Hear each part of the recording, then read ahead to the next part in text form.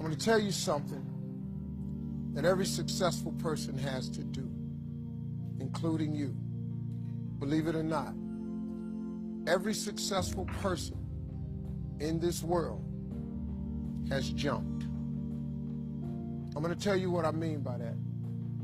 You are going to have to jump. You cannot just exist in this life. You have got to try to live. If you are waking up thinking that there's got to be more to your life than it is, man, believe that it is. Believe in your heart of hearts that it is.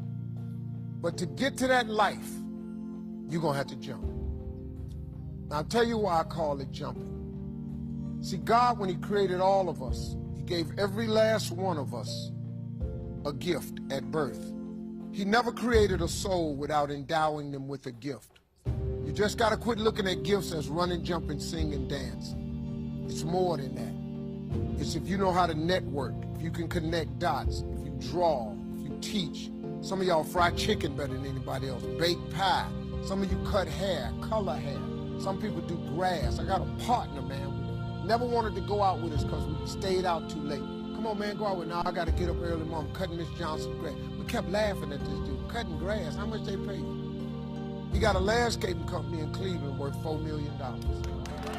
Because all he do is cut grass. But he was gifted at it. I got a partner on a detail shop, make $800,000 a year detailing cars. He got 6 mobile trucks running around. $800,000 a year. All he do is detail cars. That's his gift. That's what he loved to do. You've got to identify that gift. Now listen to me. When you see people in life, when you're standing on the cliff of life and you see people soaring by, and you see people soaring, going to exotic places, you hear about them doing wonderful things. Maybe you look up the street and your neighbor just gets a car every year, every 2 years. You know, how is he doing that? Have you ever thought, maybe this person right here has identified their gift and is living in their gift? Because your Bible says, this your Bible, says your gift will make room for you. Your gift, not your education. You go get an education, that's nice. But if you don't use your gift, that education ain't gonna take you so far. I know a lot of people got degrees, man, they ain't even using. It's your gift. But the only way for you to soar is you got to jump. You got to take that gift that's packed away on your back. You got to jump off that cliff and pull that cord.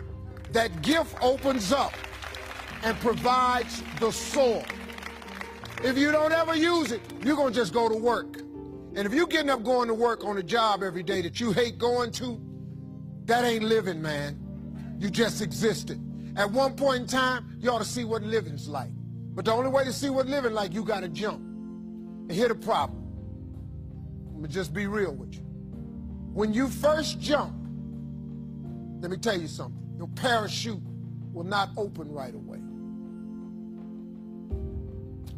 I'm sorry. I wish I could tell you it did, but it don't. When you jump, it's not going to open right away. You're going to hit them rocks. You're going to get some skin tore off on them cliffs. You're going to get all your clothes tore off. You're going to get some cuts on you. You're going to be bleeding pretty bad. But eventually, the parachute has to open. That is a promise of God. That ain't a theory, that's a promise. His promises is true, because listen to me. You cannot name one single thing God has not gotten you through. Name it.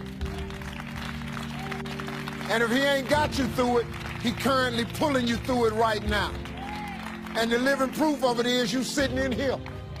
If he hadn't got you through it, you wouldn't even be here. So if he ain't never not got you through it, why would he not let your parachute open? It has to open, man. But it ain't, you gotta jump though.